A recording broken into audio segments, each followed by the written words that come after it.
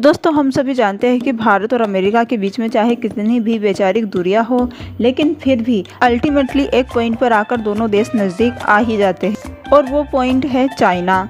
क्योंकि हम सभी जानते हैं कि अगर चाइना को कंट्रोल करना है किसी भी परिस्थिति में तो दोनों देशों को एक साथ आना ही होगा। इससे ना तो अमेरिका नकार सकता है और ना ही भारत नकार सकता है। अब ये सारे कारणों की वजह से देखा गया है कि भारत और अमेरिका के बीच में घनिष्ठता लगातार बढ़ रही है। हम लोगों ने पिछले कुछ समय में देखा है, खास करके अरुणाचल प्रदेश की अगर बात की जाए तो जब चाइना सोल्जर भारत की सीमा के अंदर घुसने की कोशिश करते हैं उस समय में रियल टाइम पे भारत को इंफॉर्मेशन दी गई अमेरिका की तरफ से और अमेरिका की इंटेलिजेंस के आधार पर भारतीय फौज द्वारा रिटायर्ड किया गया और चाइनीज सोल्जर को भी भारत की सीमा में घुसने से पहले ही खदेड़ दिया गया। कहने का मतलब यहाँ पर हमारा एक समझौता जो हमने अमेरिका से किया था, जिसके तहत इंटेलिजेंस शेयरिंग की जाती है, वो काम आया और इस तरह की कितने सारे समझौते हो चुके हैं भारत अमेरिका के बीच में, जिनमें कामकासा, लिम्हुआ, बेका और अब बताया जा रहा है कि भारत और अमेरिका यहीं तक रुकने वाले नहीं है, क्योंकि भारत अमेरिका दोनों ही संयुक्त रूप से अभियान करने ही पड़ेंगे इन फ्यूचर। इस वजह से किसी भी तरह की बाधा ना आए, इन सब को लेकर विशेष ध्यान रखा जा रहा है और टेक्नोलॉजी दोनों देशों के बीच में जितनी भी करीबियां लाने के लिए संभावना बनती है, जितने भी समझौते और बाकी है उन्हें भी अब किया जा रहा है। इन्हीं सब चीज़ों को लेकर अमेरिका की FBI आप जानते ही होंगे काफ़ी फेमस है। वहाँ की सीक्रेट एजेंसी यानी फेडरल ब्यूरो ऑफ इन्वेस्टिगेशन, इस संस्था की तरफ से एक अधिकारी को भारत भेजा गया है और भारत के साथ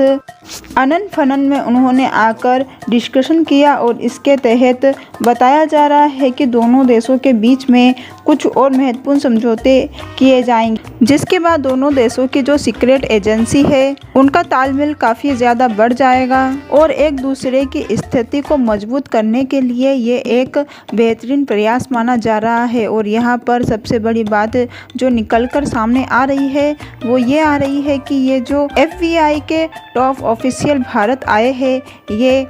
FBI इंटरनेशनल ऑपरेशन डिवीज़न के असिस्टेंट डायरेक्टर है, जिनका नाम बताया जा रहा है रेमन डूडा। यानी FBI के अंदर भी कई सारे डिविजन्स है, कुछ इंटरनल मामले देखते हैं तो कुछ एक्सटर्नल मामले देखते हैं। तो यहाँ पर एक्सटर्नल अफेयर में काम करने वाले असिस्टेंट डायरेक्टर को भेजा गया है। निश्चित तौर पर यहाँ पर दोनों देशों की विदेशी नीति को ये इवेंट काफ़ी ज़्यादा प्रभावित कर सकती है। अब अमेरिका एम्बेसडर भी इस समय भारत में मौजूद, जिनका नाम गारसेटी है, जो कि हम सभी जानते हैं, उनकी तरफ से भी ट्वीट किया गया है और इस बात की पुष्टि की गई है कि अमेरिका की FBI के टॉप ऑफिशियल भारत आए हुए हैं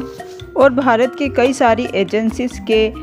ऑफिशियल के साथ इन्होंने बातचीत की और आपसी सहयोग को बढ़ाने के लिए समझौतों के ऊपर डिटेल में चर्चा, जिसके तहत शुरुआती तौर पर बताया जा रहा है कि इंटरनेशनल क्राइम और इंटरनेशनल स्पोर्ट, इन दो चीज़ों को प्राथमिकता दी गई है। वैसे यहाँ कुछ एक्सपर्ट का यह मानना है कि भारतीय एजेंसी के साथ FBI के अधिकारियों इंटर टेररिज्म, साइबर क्राइम, साथ ही international intelligence, high technology crimes और साथ में कई सारे संस्थाएं जो कि नेशनल और इंटरनेशनल लेवल पर होती है, उनसे संबंधित सभी तरह के इंटेलिजेंस एक दूसरे के साथ शेयर की जाए और इस बात को यहाँ पर डिस्कस किया गया होगा। हालांकि हम समझ सकते हैं कि ये काफ़ी ज़्यादा महत्वपूर्ण और काफ़ी ज़्यादा खुफिया बातें हैं, तो इस वजह से किसी भी चीज़ की फ़िलहाल पुष्टि तो नहीं की गई है, लेकिन जिस हिसाब से रिपोर्ट में बताया गया है और जो एक्सपर्ट के आधार पर जो रिपोर्ट बताई गई है वो मैंने आपको अभी बताई है।